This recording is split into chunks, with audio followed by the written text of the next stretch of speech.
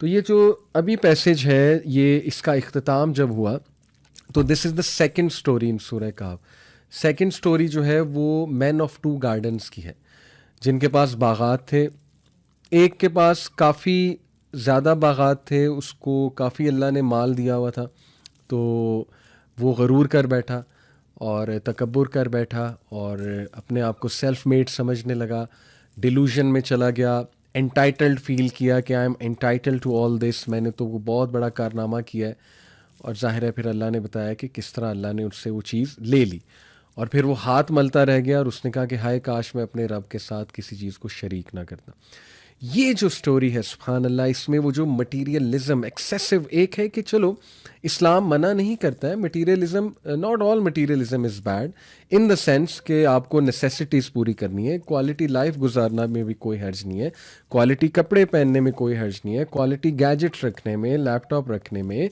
In fact नबी सल्लल्लाहु अलैहि वसल्लम ने हैप्पीनेस को एक हदीस में रिलेट किया है, एक बड़े घर से, स्पेशियस घर से, एक अच्छी सवारी से भी हैप्पीनेस को रिलेट किया हमारे नबी ने, अच्छी वाइफ के साथ रिलेट किया हमारे नबी ने। ठीक है, तो ये चीज़ों को अडॉप्ट करने में हर्ज कोई नहीं है, but obviously don't get distracted, obsess नहीं होना।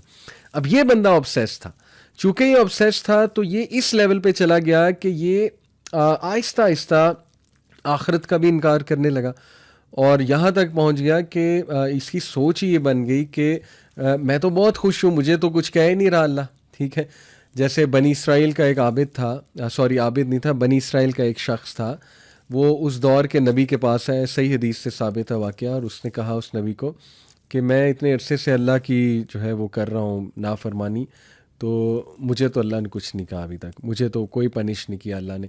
तो अल्लाह ने उस नबी की तरफ वही की कि उसे कहो कि अल्लाह तुम्हें इतने सालों से पनिश कर रहा है और तुम्हें पता भी नहीं है, और वो पनिशमेंट ये है कि तुम्हें तौफीक भी नहीं होती अच्छे अमाल की, ये तुम्हारी पनिशमेंट है, और तुम्हारे जहन में भी नहीं आता कि मैं ठीक हूँ कि मैं गलत हूँ, बल्कि तुम डिलूजन में हो कि तुम बिल्कुल ठीक हो। अल्लाह अकबर। तो देखिए इतने प्लॉट्स हम बना लें, ठीक है ना, प्रॉपर्टी बना लें, इनहेरिटेंस बच्चों की ज़बरदस्त, एवरीथिंग इज़ गोइंग वेल, लेकिन हमने ना बच्चों को कुरान सिखाया, ना बच्चों को दीन के साथ जोड़ा हमने, ना बच्चों को कोई मतलब आप कह लें वैल्यू ऐड की उनकी लाइफ में, इन द सेंस के कैरेक्टर उनका कोई बिल्ड करना। तो क्या किया हमने, यही तो डिलूजन है। और आप देखेंगे कि ऐसी फैमिलीज़ में फिर बहुत ज़्यादा डिस्कॉर्ड होता है आगे जाके, अल्लाह माफ़ करे, और ज़ाहिर है हाथ से चीज़ें निकलती हैं, तो अल्लाह ताला सबके लिए आसानी भी पैदा करें। हम दुआ गो हैं ऐसे लोगों के लिए जिनके डिस्कॉर्ड्स चल रहे हैं, परेशानियां चल रही फैमिली में, लेकिन कुरान को लेकर आएँ अपनी लाइफ में, स्टिल यू हैव टाइम, लेकर आएँ, और अपने बड़ों की गलतियों से सीखें जिन्होंने मुतारुफ नहीं कराया दीन को उस तरह या कुरानिक टीचिंग्स को। तो बहरहाल सेल्फ मेड नहीं समझना चाहिए इंसान को, अपने आप को सेल्फ सफिशेंट नहीं समझना चाहिए, दौलत के नशे में इतना नहीं डूब जाना चाहिए इंसान को कि दूसरों को नीचा देखे, और ये कि सिर्फ उनसे मुसाफिया करें, उनसे मिले जो काम के लोग हैं। ऐसे तो लोगों को अल्लाह के नबी ने बहुत वर्स टाइप ऑफ पीपल कहा ना, जो सिर्फ अमीरों को बुलाते हैं खाना खिलाने के लिए।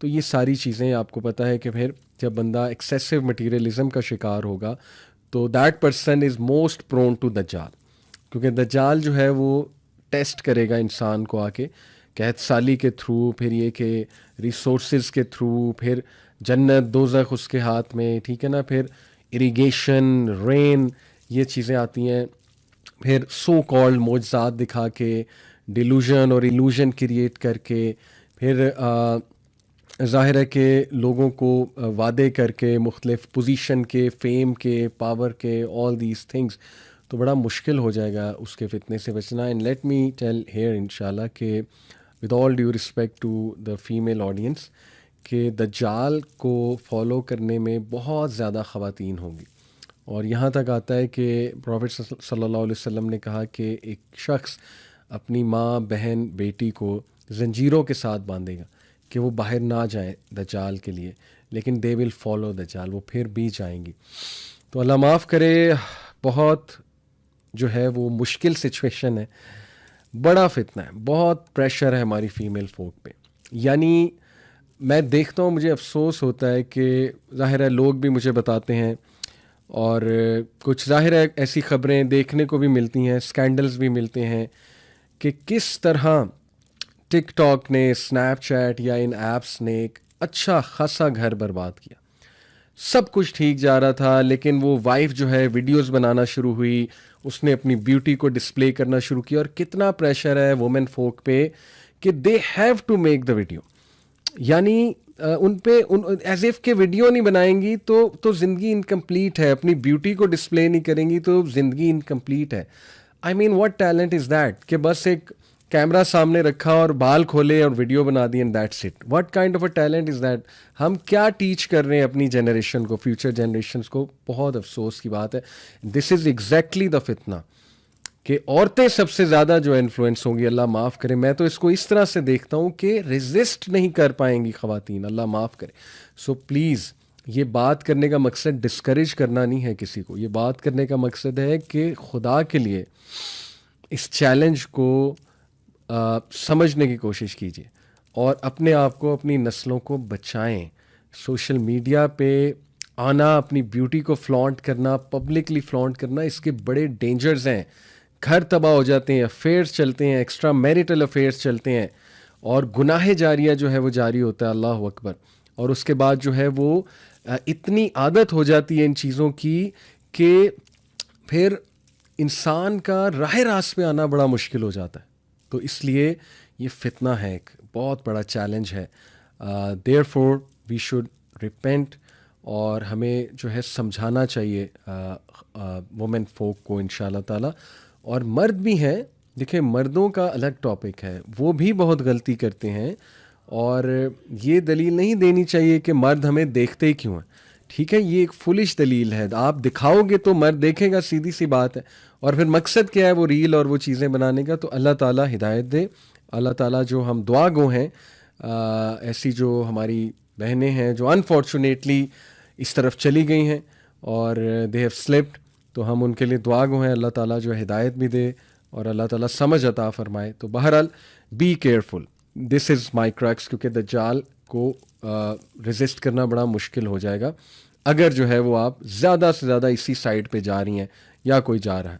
तो बहरहाल ये एंटीडोट इस स्टोरी में कि एक्सेसिव मटीरियलिज्म का शिकार नहीं होना है, कॉन्सेप्ट्स को रिवाइज करना है। और वो कॉन्सेप्ट क्या है?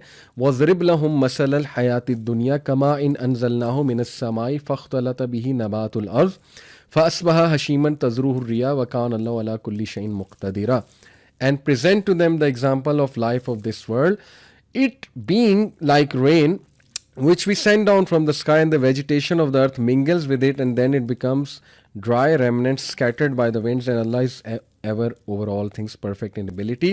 दुनिया की मिसाल इनके सामने पेश करो जैसे बारिश आती है आसमान से, फिर जो है वो बारिश की वजह से नबातात उगते हैं, और उसके बाद वो नबातात भूस बन के जो है वो उड़ जाते हैं, ज़ाहिर है स्कैटर हो जाते हैं, विंड्स उन्हें उड़ा कर ले जाती है। और बेशक अल्लाह वकान अल्लाह अला कुल्ली शैइन मुक़तदिरा, हर चीज़ पर कादिर है। अल्लाह की तरफ से है रिस्पेक्ट, अल्लाह की तरफ से है इंसानों के दिलों में मोहब्बत डालना।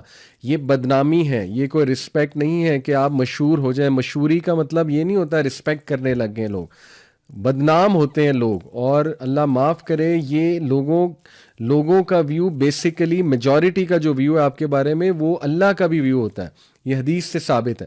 एक जनाजा गुजरा था, अल्लाह के नबी सल्लल्लाहु अलैहि वसल्लम ने कहा कि सारे लोग कह रहे थे बहुत अच्छा इंसान था, नेक इंसान था। अल्लाह के नबी सल्लल्लाहु अलैहि वसल्लम ने कहा जो ये कह रहे हैं वही है, यानी अल्लाह इसके साथ इसी तरह जो है वो पेश आएगा, क्योंकि लोग का जो ओपिनियन है इंशाल्लाह वही जो है अल्लाह ताला फिर वही मामला करेगा। आप सोचें, लोग आपके बारे में कहें, ठीक है ना, कि ये ऐसा है, ये वैसा है, ये ऐसी है, और ज़्यादा लोग कहें, मैं ये नहीं कह रहा, कुछ लोग बहुत फुलिश होते हैं, वो गलत कमेंट्स करते हैं, लेकिन अच्छे खासे समझदार लोग आपके खिलाफ हैं, तो फिर प्लीज़ बीवेयर और ख्याल करना चाहिए इसका। तो बहरहाल भूस बन के सब उड़ जाएगा, रियलिटी यही है, और एंड में बचता कुछ भी नहीं है, उसके बाद रिग्रेट बचता है। तो अल्लाह ताला समझ की तौफीक अता फरमाए।